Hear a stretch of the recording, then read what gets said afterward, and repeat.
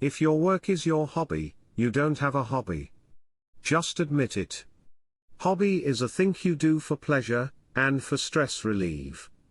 It is very important not to be stressed, because stress and anxiety causes serious health problems, and stress nowadays is most often connected with working issues, such as hostile environment, time limits, strict procedures, responsibility or the amount of work to do.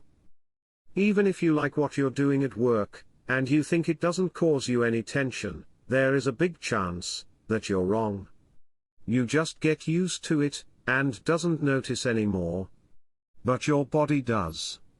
Higher blood pressure, muscle tension, slight headaches, all signs of this hidden stress. But calm down. You just need something to disconnect from your daily job issue. Hobby should be the thing that gives you relief from work. That is the main reason why shouldn't be work related. You will not rest from the work subject doing something similar to what you're doing at work. You need a hobby as much far away from your work field as possible. Something that will make you think about other things. A hobby that will consume you. That is not the only reason you should get yourself a nice hobby. If your work is your hobby, if you lose or change your work, you will lose your hobby, and that is never good. What will you do when you retire? You will seek yourself a hobby from scratch.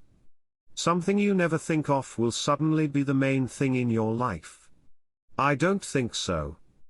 And when you burn out from your job, you will burn out from your hobby as well. How is this even possible? You will then realize that that was work, and not even remotely a hobby. Finding that you don't have a hobby that way can be a devastating experience. Avoid it while you can, by finding a hobby that is actually a hobby. And if you have a hobby, don't try to make a living of it. Well, you can if you have another hobby, just for pleasure and escape. If your hobby became your job, you just lose a hobby, believe me. Now it will become something you have to do, not something you want to do. If you have a hobby, try to explore and expand it. If you like to play the guitar, give some concert for your friends and family.